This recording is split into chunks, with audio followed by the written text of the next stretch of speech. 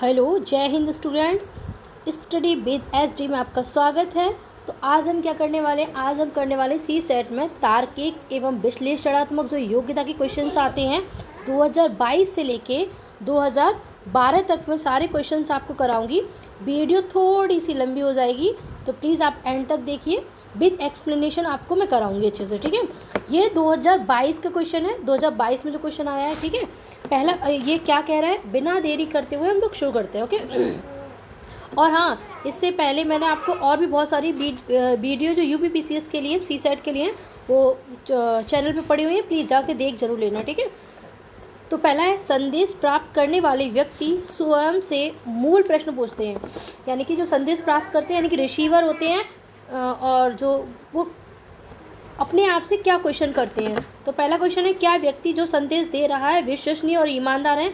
जो उनको संदेश पहुंचा रहा है, जो बीच का व्यक्ति है, जो रिसीवर संदेश पहुंचा रहा है, वो विश्वसनीय ईमानदार है। ऐसा क्वेश्चन उनके दिमाग में आता है, बिल्कुल आता है।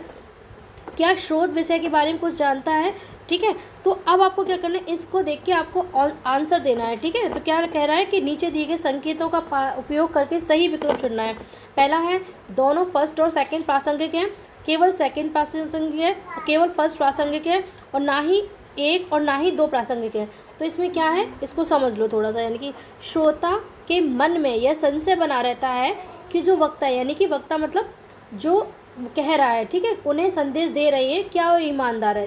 भाई एक मिडिवल होगा, वही जो रिसीवर को संदेश देगा, या नहीं, जो कि सही है। भाई ये संशय अपने दिमाग में बना रहेगा। आप खुद सोच के देखिए कि जब हम कोई किसी पत्र को या कोई सूचना में मिलेगी तो हमारे दिमाग में ये चीज़ें आती हैं कि भाई ये बात सही है या फिर गलत, ठीक है। और आगे है कि वह संदेश को दूसरे के समक्ष प्रस्तुत कर रही है, अतः दोनों ही कथन सही है। तो देखो यहाँ पे कौन सा आपका आंसर हो जाएगा, आपका आंसर हो जाएगा ए, फर्स्ट और सेकंड दोनों ही प्रासंगिक हैं, ठीक है। आई होप आपको समझ में आ गया होगा। एंड सेकंड क्वेश्चन आपका है, ये हो गया। सेकंड है, किस विकल्प का अनुसरण किया जाता है, ठीक है। इसके कथन को देखो और निष्कर्ष वाले हैं। धन एक बहुत बड़ा प्रेरक है, धन है वो एक बहुत बड़ा प्रेरक है। आगे अब निष्कर्ष में देखो क्या कह रहा है, निष्कर्ष में कह रहा है, लोग तभी प्रेरित होते हैं जब वह एक निश्चित तरीके से करने या व्यवहार करने के लिए कुछ धन पाने की उम्मीद करते हैं। सेकंड है, धन के अलावा भी कुछ ऐसे कारक हैं जो लोगों को प्रेरित करते हैं, ठीक है। अब आपको कोड के बताना है कौन सा आंसर सही है। दोनों फर्स्ट एंड सेकंड अनुसरित होते हैं, केवल सेकंड अनुसरित होता है, केवल फर्स्ट अनुसरित होता है, ना तो एक और ना ही दो अनुसरित होता है। अब इसको समझ लो, ठीक है। दिए गए कथनों में से कोई तार्किक निष्कर्ष नहीं निकलता है। ये जो कथन दिए हैं कोई तार्किक निष्कर्ष नहीं निकलता, क्योंकि स्पष्ट ही नहीं हो रहा है कि क्या कह सकते हैं कि लोग धन पाने की उम्मीद से प्रेरित होते हैं। कुछ लोग शिक्षा ग्रहण करने के लिए भी तो प्रेरित होते हैं, ठीक है। आगे है, अतः यह कहना उचित नहीं होगा कि लोगों से अच्छे व्यवहार करना धन की उम्मीद है, ठीक है। तो ये इसमें आपका कौन सा आंसर हो जाएगा, इसमें सेकंड में आपका आंसर हो जाएगा डी, ना तो एक और ना ही दो, ठीक है। आई होप आपको समझ में आ गया होगा। अब 2022 में केवल 2 सवाल आए थे। अब हम बात करते हैं 2021 की। 2021 में क्या कह रहा है कि संचार के लिए, 2021 का है, संचार के लिए चंद्रमा को, कथन देखो पहले, संचार के लिए चंद्रमा को एक उपग्रह के रूप में प्रयोग नहीं किया जा सकता, ठीक है। ध्यान से, कारण, क्योंकि इसमें हमेशा क्यों की लगा के करो। जब भी कथन और कारण पूछा जाए तो आपको क्या करना है, आप क्यों की लगा के करो, ठीक है। क्यों की लगा के हमेशा उसको ऐड करोगे तो चीज़ें क्लियर हो जाएंगी। आगे देखो, संचार के लिए चंद्रमा को एक उपग्रह के रूप में प्रयोग नहीं किया जा सकता क्योंकि चंद्रमा पृथ्वी की भूमध्य रेखीय सतह में गतिमान नहीं होते हैं, ठीक है। तो आपको बताना है कि बात सही है या गलत है। तो आप अब आंसर में देखिए, अधोलिखित दोनों ए तथा आर सत्य हैं, आर ए की सही व्याख्या कर रहा है। आगे बी, दोनों ए आर सत्य और आर ए की सही व्याख्या नहीं कर रहा है, ठीक है। फिर ए सत्य है परंतु आर असत्य है, और डी है ए असत्य परंतु आर सत्य है, ठीक है। तो इसमें आपका आंसर सही हो जाएगा ए आर दोनों सत्य और आर ए की सही व्याख्या कर रहा है, ठीक है। तो इसमें समझ लो इसमें, ठीक है। संचार के लिए चंद्रमा को एक उपग्रह के रूप में नहीं प्रयोग किया जा सकता, बिल्कुल सही, क्योंकि चंद्रमा पृथ्वी की भूमध्य रेखीय सतह से गतिमान नहीं होता है। ये बात दोनों सही है, इसलिए इसमें आपका आंसर हो जाएगा ए वाला, ठीक है। एंड सेकंड, ये इसमें एक क्वेश्चन और आया है, कथन और कारक वाला, इसमें भी ये 2021 का ही है, ठीक है। इसमें कह रहा है क्या किसी बड़े नगर में केवल एक कंपनी को, केवल शब्द पे ध्यान देना, केवल एक कंपनी को यातायात व्यवस्था को चलाने की अनुमति दे देनी चाहिए। अब भाई एक ही को अगर दे देनी चाहिए तो फिर क्या होगा, आप देख रहे हो ना, फिर क्या होगा, कैसे काम चलेगा। जब एक ही व्यक्ति सर्वे सर्वा मालिक बन जाएगा तो फिर चीज़ें सही ढंग से नहीं होंगी। तो अब इसमें देखो क्या कह रहा है, तर्क क्या, हाँ, इससे विभिन्न कंपनियों के मध्य होने वाली जो अस्वस्थ प्रतिस्पर्धा है उसका अंत हो जाएगा। भाई जब कंपटीशन ही नहीं होगा, ठीक है, तो चीज़ें कैसे बेहतर होंगी, नहीं। यात्रियों को यातायात व्यवस्था के मध्य व्यापक चुनाव उपलब्ध होने चाहिए, ठीक है। तो इसमें क्या है, केवल एक कंपनी को यातायात चलाने की अनुमति देने से काफ़ी लोगों को, है ना, काफ़ी परेशानियों का सामना करना पड़ेगा। जैसे कंपनी अपनी मनमानी करेगी, अब वो चाहेगी उतना ही क्या लेगा, किराया लेगी। उसने तय कर दिया भाई कि 1 किलोमीटर की दूरी के लिए हम 100 रुपये लेंगे, तो वो 100 ही लेगी। भाई अब और कोई सुविधा ही नहीं है, फैसिलिटीज़ नहीं है, तो व्यक्ति क्या करेगा, वही यूज करेगा। क्योंकि यात्रियों के लिए उनकी दिनचर्या के अनुसार यातायात का व्यापक चुनाव का उपलब्ध होना आवश्यक है, ठीक है। तो इस तरीके से आपका आंसर हो जाएगा बी। तो यहाँ पे देखो बी, केवल तर्क सेकंड ये वाला सशक्त है।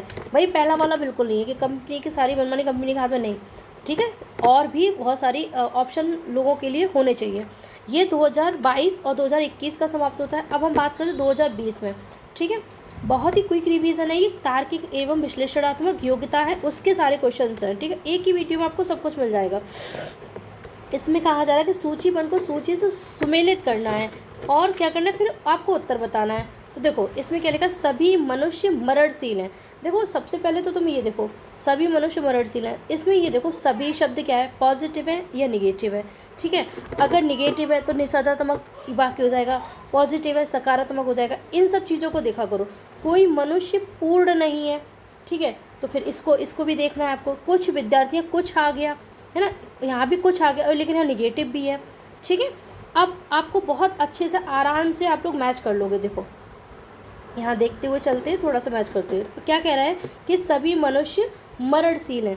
भाई सभी के लिए बात कर रहा है, तो ये कैसा है, सर्वव्यापी तो है। अब सकारात्मक है, कैसा, सर्वव्यापी सकारात्मक। तो ए का क्या हो जाएगा, ए का थर्ड हो जाएगा। कोई मनुष्य पूर्ण नहीं है, कोई मनुष्य पूर्ण नहीं है। एक तो अंशव्यापी, कोई आ गया अंश, ऐसा कैसा, सर्वव्यापी, यानी कि कोई मतलब सभी के लिए बात हो रही है। देखो कोई तो शब्द आया है तो कोई, लेकिन बात सभी के लिए, सारे मनुष्य के लिए हो रही है। तो ये कौन सा हो जाएगा, निषेधा। एक तो निगेटिव आ गया, तो ये सर्वव्यापी निषेधात्मक। देखो ए का तीसरा कहाँ है, ए का तीसरा, इसमें तो आपको ऐसे ही आंसर मिल जाएगा। भाई ऑप्शन को एलिमिनेट करना आना चाहिए। अगर आपको ये सब तकनीक आती है तो आपका समझ लो, आपको अगर एक क्वेश्चन भी पता है, एक नंबर भी पता है कि ए का तीसरा है, तो आपका पूरा आंसर सही होने के चांसेस बहुत ज़्यादा होते हैं। और यहाँ तो देखो 100% है ही। फिर कोई मनुष्य पूर्ण नहीं है, तो ए बी का पहला, तो बी का देखो पहला हो गया। फिर अगला क्या करें, कुछ विद्यार्थी बुद्धिमान है, तो ये कुछ विद्यार्थी तो बुद्धिमान है, तो कैसा हो जाएगा, ये सकारात्मक है, तो अंशव्यापी सकारात्मक, यानी कि सी का चौथा, ये भी सही है। फिर डी का, कुछ किसान धनी नहीं, तो अंशव्यापी निषेधात्मक। वही निगेटिव शब्द आ गया तो निषेधात्मक आ जाएगा, तो डी का दूसरा। तो आई होप आपको ये क्वेश्चन समझ में आ गया होगा, ठीक है। बहुत ही आराम से इसको देखना, अच्छे समझ में आ जाएगा। इसके बाद इसका एक क्वेश्चन और है 2021 का, किसी वैध मानक आकार का निरपेक्ष न्याय वाक्य निष्कर्ष विशिष्ट हो एवं दोनों आधार वाक्य सर्वव्यापी हो, तो उसमें तर्क दोष निहित कैसा होगा। तो उसमें तर्क दोष क्या होगा, यहाँ लिखा किसी वैध मानक आकार का निरपेक्ष न्याय वाक्य निष्कर्ष विशिष्ट हो एवं दोनों आधार वाक्य सर्वव्यापी हो, तो उसमें सत्तात्मक तर्क दोष होगा। कैसा दोष होगा, सत्तात्मक। वही यहाँ देख रहे हो ना, निरपेक्ष न्याय विशिष्ट हो और सर्वव्यापी हो। वही सर्वे सर्वा एक ही व्यक्ति होगा तो बात सत्तात्मक हो जाएगी ना, तो यहाँ पे सत्तात्मक तर्क दोष होगा, ठीक है। आपका आंसर बी, यानी कि हमने 2022, 2021 और 2020 तक हमने सारे क्वेश्चंस कर लिए। अब हम करेंगे आपका 2019 का। 2019 में देखो, ठीक है, आगे 2019 में कह रहा है, क्वेश्चन नंबर 7 इसमें लिखा है कि अधोलिखित में से कौन सा कथन सही नहीं है। जैसे अभी पढ़ा था, सभी मनुष्य मरणशील हैं, जो सही नहीं, तो कोई ये बात तो पूर्ण रूप से सत्य है, ठीक है। कुछ हाथियों के सूंड होती है, कुछ हाथियों के सूंड होती है, ठीक है। आगे कोई मनुष्य पूर्ण नहीं है, कोई मनुष्य पूर्ण नहीं है। आगे लिखा सभी गुलाब लाल हैं। अब यहाँ पूछा है कि कथन सही नहीं है। देखो कुछ हाथियों की सूंड होती है, बात से हाथियों की सूंड होती है, कोई मनुष्य पूर्ण है, ये बात भी सत्य है। अब सभी गुलाब लाल हैं, है ना। ये तो सही नहीं है, क्योंकि आवश्यक नहीं कि सभी गुलाब लाल हैं। तो जबकि आयोग ने उसका उत्तर क्या माना, आयोग ने उसका उत्तर बी माना है। ठीक है, यानी कि कुछ हाथियों की सूंड होती है, लेकिन इसके हिसाब से इसका आंसर क्या होना चाहिए, इसका आंसर डी होना चाहिए अकॉर्डिंग टू मी। लेकिन आयोग ने इसका आंसर क्या माना, आयोग ने इसका आंसर ये माना कुछ हाथियों की सूंड होती है। ठीक है, आगे देखना, आगे देखते चलो। क्वेश्चन नंबर 7 हो गया। अब क्वेश्चन नंबर 8। क्वेश्चन नंबर 8 देखो, इसमें क्या है, वह नया छात्र कहता है कि उसका प्रिय प्राध्यापक, यानी कि जो प्रिय अध्यापक है या प्राध्यापक है, और उसकी बात अवश्य ही सत्य होगी, यानी कि जो टीचर ने कहा वही सही होगा, क्योंकि उसका प्रिय अध्यापक है। क्योंकि कोई भी विद्यार्थी अपने प्रिय अध्यापक से कभी झूठ नहीं बोल सकता। नया छात्र कहता है कि उसका प्रिय प्राध्यापक है और उसकी बात अवश्य ही सत्य होगी, क्योंकि कोई भी विद्यार्थी अपने प्रिय अध्यापक से कभी झूठ नहीं बोल सकता। इसमें निहित तर्क दोष पहचानना है। देखो, छल प्रश्न तो होगा नहीं, दुर्घटना भी नहीं है, मिथ्या मतलब झूठ का कारण भी नहीं है, थोड़ा कॉमन सेंस भी लगाओ। चक्रक है, यानी कि लौट फिर के घूम फिर के उसी के पास वापस आना। भाई ऐसा उसके दिमाग में बन गया है कि जो उसका अध्यापक है वो उससे झूठ नहीं बोल सकता। ठीक है, तो इसका आंसर हो जाएगा सी, यानी कि इस प्रकार के गद्यांश या कथन में जो सिद्ध किया जाना चाहिए वह पहले से ही आधार वाक्य में मान लिया गया है। और ऐसे जब चीज़ें आ जाए ना, पहले से आधार को मान लिया जाए, वहाँ चक्रक हो जाएगा। ठीक है, एंड क्वेश्चन नंबर 9, ये हम लोग 2020 के क्वेश्चन कर रहे हैं। ठीक है, क्वेश्चन नंबर 9 में कह रहा है, क्या भारत में स्कूली शिक्षा को निःशुल्क कर देना चाहिए। अब कथन है ये, ठीक है। अब तर्क का, हाँ, साक्षरता के स्तर को सुधारने के लिए यही एकमात्र उपाय है। ठीक है, आगे देखिए, नहीं, आर्थिक ढांचे पर पहले से ही भारी बोझ है और अधिक बढ़ जाएगा। ठीक है, तो अब इसमें क्या है, यानी कि सभी के लिए शिक्षा को मुफ्त करना ही साक्षरता सुनिश्चित करने का एकमात्र साधन है। अतः तर्क पहला क्या है, प्रबल है। ठीक है, सेकंड क्या कह रहा है कि क्योंकि निःशुल्क स्कूली शिक्षा निश्चित तौर पर आर्थिक ढांचे पर बोझ तो बढ़ाएगी, ये बात भी सही है, तो विकल्प डी भी सही है। ठीक है, तो क्वेश्चन 9 का आपका आंसर हो जाएगा डी, यानी कि दोनों तर्क प्रबल है, यानी कि फर्स्ट भी और सेकंड भी। ठीक है, आई होप आपको समझ में आ गया होगा। भाई क्या कह रहा है, साक्षरता स्तर को सुधारने के लिए क्या करना चाहिए, मतलब फ्री एजुकेशन कर देनी चाहिए। अगर फ्री, और एक तरफ ये भी कह रहा है अगर सारी एजुकेशन फ्री कर दोगी तो फिर जो थोड़ी बहुत फीस वगैरह मिलती है तो उससे क्या होगा, आर्थिक ढांचा है जो गवर्नमेंट का स्ट्रक्चर है वो, उसमें भी क्या होगा, उसमें बोझ है वो थोड़ा सा बढ़ जाएगा। ठीक है, चलिए आगे क्वेश्चन नंबर 10 की बात करते हैं। क्वेश्चन नंबर 10 में कह रहा है कि जो गोल्डन रूल है, सॉरी एक मिनट, गोल्डन रूल सर्वोत्तम, गोल्डन रूल पे ध्यान रखना, गोल्डन रूल सर्वोत्तम नियम जो है नीति शास्त्र की हर प्रणाली में निहित है। गोल्डन रूल सर्वोत्तम नियम नीति शास्त्र की हर प्रणाली में निहित होता है और हर आदमी किसी न किसी रूप में इसे स्वीकारता है। अतः अकाट्य रूप से स्वस्थ और नैतिक सिद्धांत है। इनमें निहित तर्क दोष कौन सा है। ठीक है, तो इसमें क्या है, जो तथ्यात्मक निष्कर्ष हेतु भावना को समर्थन देने, उत्साह उत्पन्न करने के लिए उपयुक्त हों, अर्थात जब तर्क या तर्कवाक अप्रासंगिक होते हुए भी उसकी सत्यता प्रमाणित करने के लिए लोगों में संवेगात्मक आवेदन करने का प्रयास किया जाता है, तो लोकोत्तेजना के द्वारा असत्य तर्कवाक्य को सत्य प्रमाणित करने का प्रयत्न ही यह दोष उत्पन्न करता है। भाई यही तो कह रहा है यहाँ पे, तो यहाँ कौन सा हो जाएगा, ए आंसर हो जाएगा। यानी गोल्डन रूल क्या, सर्वोत्तम नियम नीति शास्त्र के हर प्रणाली में निहित होता है और हर आदमी किसी न किसी रूप में इसको स्वीकारता है। अब इसमें स्वस्थ नैतिक सिद्धांत है, तो इसमें तर्क दोष कौन सा है, तो लोकोत्तेजक। ठीक है, आगे देखो क्वेश्चन नंबर 11 कह रहा है कि युक्ति क्या है। युक्ति सभी भारतीय धार्मिक है और सभी पेंटर धार्मिक है। भारतीय और पेंटर के बीच मध्य पद का अभाव है। ठीक है, जिसमें दोनों के मध्य कोई संबंध स्थापित नहीं किया जा सकता। अतः दिए गए निष्कर्ष में निहित तर्क दोष कौन सा होगा, आपको क्या बता रहे हैं यहाँ पे, विग्रह, सत्तात्मक, अव्याप्त या चतुष्पदी, यानी कि सभी धार्मिक। तो इसमें कौन सा आपका आंसर हो जाएगा, आपका आंसर हो जाएगा अव्याप्त मध्यम पद। ठीक है, इनकी सभी भारतीय धार्मिक है, सभी पेंटर धार्मिक है, सभी पेंटर भारतीय हैं, है ना। अब इसमें देखो, और सभी पेंटर भारतीय हैं, तो इसमें अब व्याप्त मध्यम पद का दोष हो जाएगा। ठीक है, क्वेश्चन नंबर 12 में 12वें क्वेश्चन क्या कह रहा है, इस कथन पर विचार करना, क्या वैज्ञानिक धर्म में विश्वास करते हैं, वैज्ञानिक लोग हैं वो धर्म में विश्वास करते हैं। पहला कह रहा हाँ, क्योंकि विज्ञान एक व्यवसाय है जो आस्था के रास्ते नहीं आता। ठीक है, सेकंड, नहीं, क्योंकि तर्क एवं आस्था दोनों एक साथ नहीं आते हैं। अब इसमें आपको कथन बताना है कौन सा कथन सही है। तो देखो, पहले तर्क में कहा गया है कि विज्ञान आस्था के रास्ते में नहीं आता, यानी कि विज्ञान है वो किसके रास्ते में नहीं आता, आस्था के रास्ते में नहीं आता। आस्था मतलब विश्वास, श्रद्धा और दूसरे तर्क में कहा गया कि दोनों एक साथ नहीं आते, दोनों एक साथ नहीं आते, एक समय पर दोनों में से कोई एक ही तर्क सही होगा। ठीक है, या तो ये तर्क सही होगा, फर्स्ट वाला सही होगा, या फिर सेकंड वाला सही होगा। अब दोनों तो एक साथ सही हो सकते, तो इसमें क्या हो जाएगा आपका आंसर? आपका आंसर हो जाएगा या तो ए या तो 2, आपके दोनों ही तर्क सही हैं। ठीक है, अब हमने 2019 भी कर लिया, अब हम बात करते हैं 2018 की। मुझे लग रहा है थोड़ा सा वीडियो लंबी हो जाएगी, पर प्लीज़ आप लोग पूरा देखना, आपको बहुत अच्छा लगेगा और आपको समझ में भी आएगा, और ये बहुत हेल्पफुल है। मैं इसी तरीके से सीसेट के सारे जो क्वेश्चंस ओल्ड प्रीवियस ईयर के हैं, मैं सारे क्वेश्चंस एक PDF प्लेलिस्ट बना दूँगी, उसमें आप लोग मिल जाया करेगा। ठीक है, अब बात करते हैं लोग 2018 की।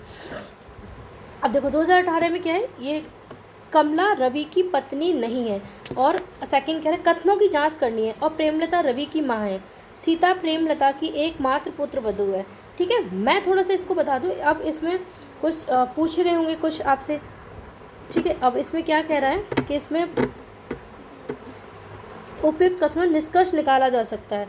कमला सीता की बहन है, प्रेमलता कमला की माँ है, सीता रवि की पत्नी है, कमला प्रेमलता की पुत्र वधू है।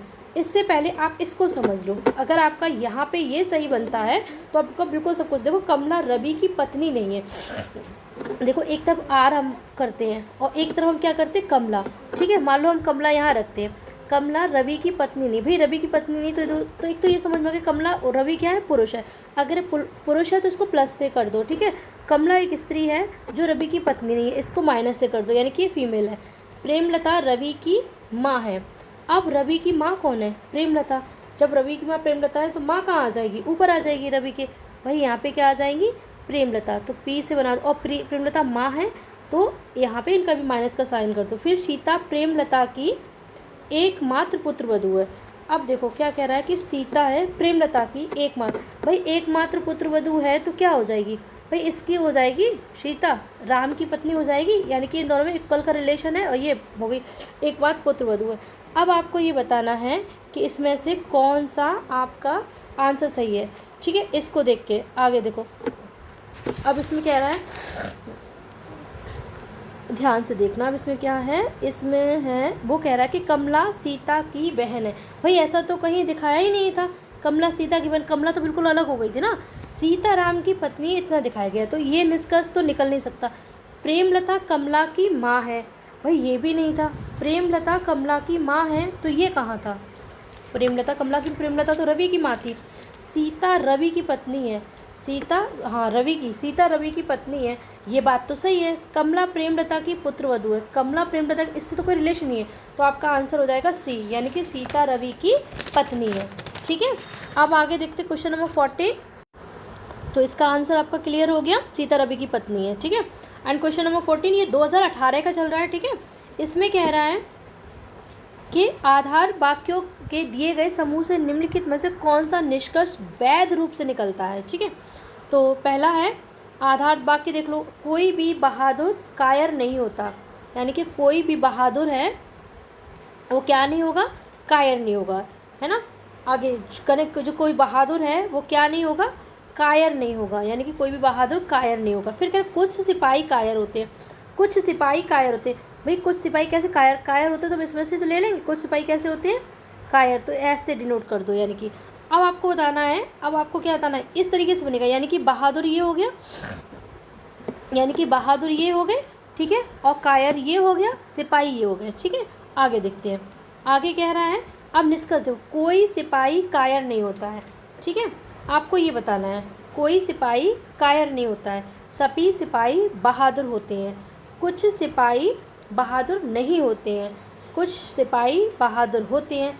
अब आपको ये बताना है कि सही कौन सा है। अब इसमें देखो, कोई सिपाही कायर नहीं होता है, अभी कायर नहीं होता, लेकिन अभी तो बताया था ना कुछ सिपाही कायर होते हैं, भाई कुछ कायर ऐसे करके था ना, कुछ कायर सिपाही होते हैं, तो ये तो आपका निष्कर्ष वैसे ही गलत हो गया। फिर सभी सिपाही बहादुर होते हैं, अभी साफ साफ लिखा था, क्या लिखा था आपका, देखो इधर ऊपर क्या लिखा है, यानी कि कोई भी बहादुर कायर और कुछ सिपाही कायर, कोई भी बहादुर, अब यहाँ कह रहे हैं सभी सिपाही बहादुर और कोई भी बहादुर कायर नहीं होता, तो ये भी मैच आपका नहीं होगा। ठीक है, जैसा जैसा कह रहा है वैसे हमको करना है, तो ये भी आपका नहीं होगा। फिर कुछ सिपाही बहादुर होते हैं, भाई कुछ सिपाही बहादुर होते हैं। अब कुछ सिपाही बहादुर होते नहीं होते, अच्छा यहाँ पे पूछो कुछ सिपाही बहादुर नहीं होते हैं, तो आपको बताना है कौन सा निष्कर्ष आपका सही है। अब कुछ सिपाही बहादुर होते तो ये भी नहीं, तो आपका आंसर कौन सा हो जाएगा, सी वाला, कुछ सिपाही बहादुर नहीं होते हैं। यहाँ साफ साफ लिखा था कि बहादुर थे वो कोई भी क्या नहीं है, कायर नहीं है, और कायर कुछ कायर क्या है, सिपाही है, तो कहीं भी इनका एक दूसरे से रिलेशन नहीं, सिर्फ कायर का और सिपाही का है।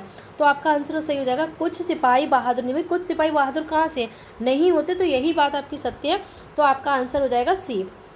ठीक है, आई होप आपको समझ में आ गया। क्वेश्चन नंबर 15 देखो, निम्न युक्तियों पर विचार कीजिए। ठीक है, आगे, सभी कवि आलसी होते हैं, 15 वाला, सभी कवि आलसी होते हैं। फिर आपका कह रहा है कोई कभी आलसी नहीं होता। अब आपको क्या करना है, इसमें से निष्कर्ष निकालना है। ठीक है, ए सत्य है, सभी कवि आलसी होते हैं, यह कथन सत्य नहीं है, सभी कवियों के लिए विषय में ऐसा कहना संभव ही नहीं है।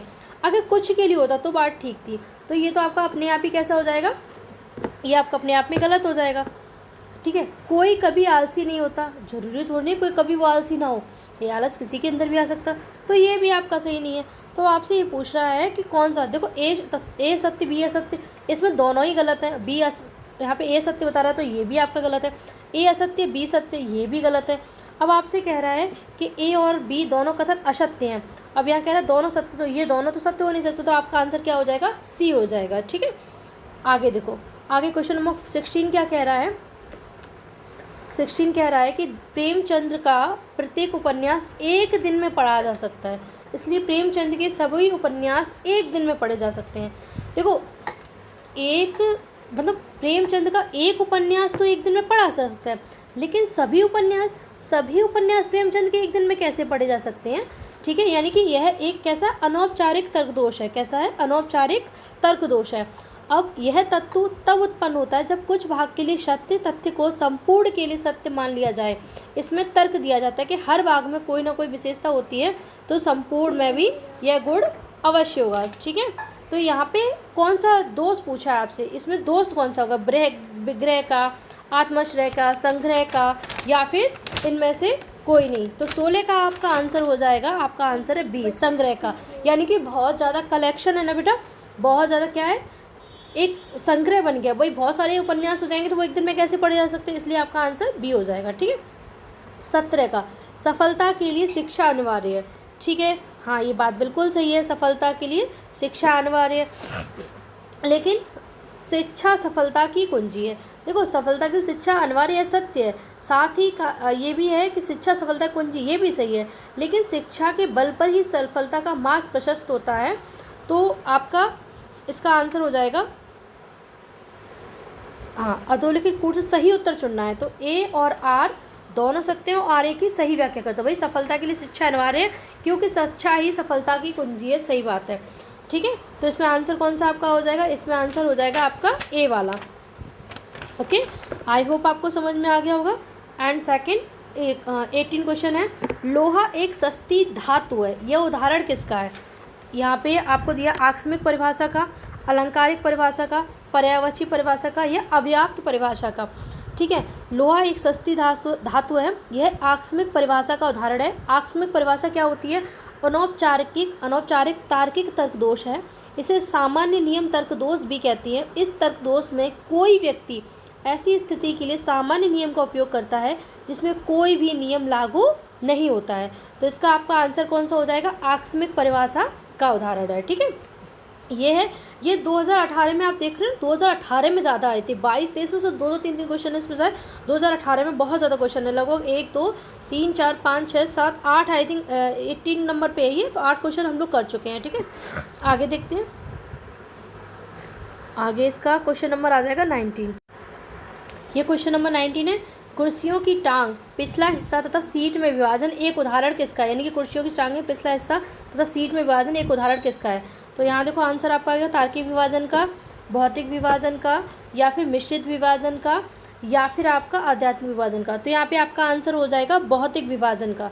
भाई ठीक है, भौतिक विभाजन का उदाहरण है। फिर कुछ भाषाएं सीखने में कठिन होती हैं, संस्कृत एक भाषा है, अतएव संस्कृत सीखने में कठिन है। इसमें निहित तर्क दोष क्या है। ठीक है, अव्याप्त माध्यम पद या संग्रह या विग्रह या इनमें से कोई नहीं। तो इसमें आपका आंसर हो जाएगा अव्याप्त मध्यम पद। अव्याप्त मध्यम पद में क्या होता है, इसमें कुछ भाषाएं सीखने में कठिन होती हैं। संस्कृत एक भाषा है, अतः संस्कृत सीखने में कठिन है। यह एक प्रकार का औपचारिक तर्क दोष है, यानी कि अव्याप्त मध्यम पद क्या है, एक प्रकार का औपचारिक तर्क दोष है। जब दोनों कथनों में प्रदर्शित होने वाला पद अवितरित हो तथा मध्यम पद कुछ को संदर्भित करता हो किंतु सभी को नहीं, तब यह तर्क दोष उत्पन्न होता है। यानी कि अव्याप्त मध्यम पद कब उत्पन्न होता है, ये मैंने आपको भी बता दिया। ठीक है, यानी कि 2018 के हमारे सारे क्वेश्चंस कंप्लीट हो गए। मुझे ऐसा लगता है थोड़ा सा वीडियो बड़ी हो जाएगी बेटा, तो मैं एक काम करती हूँ, आगे 2017, 16 ये अब मैं आपकी दूसरी वीडियो में कर दूँगी। ठीक है, तो आप 2022 से लेके यानी कि 2018 से लेकर 2022 तक का मैंने एक वीडियो बना दिया, ज़्यादा लंबी नहीं है, और इसको पूरा देख लेना। ठीक है, क्योंकि ज़्यादा लेंथी हो जाता है, बच्चों को समझने में प्रॉब्लम आती है। तो यहाँ तक इतना ठीक है। आई होप आपको वीडियो पसंद आएगी। अगर आपको वीडियो पसंद आए तो प्लीज़ लाइक, शेयर, कमेंट और सब्सक्राइब करना ना भूलिए। थैंक यू बच्चों एंड